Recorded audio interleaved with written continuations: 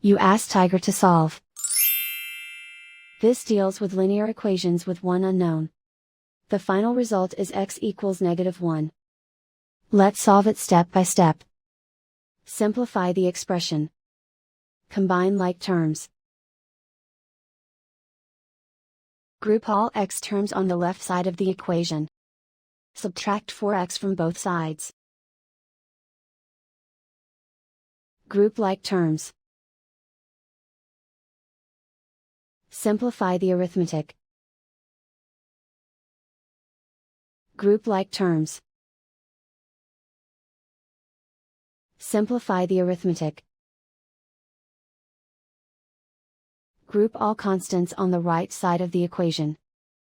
Add 2 to both sides.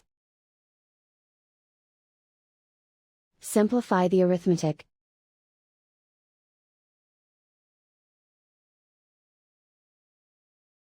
Isolate the x. Divide both sides by -5. Cancel out the negatives. Simplify the fraction. Move the negative sign from the denominator to the numerator. Simplify the fraction. And so the final result is x equals -1.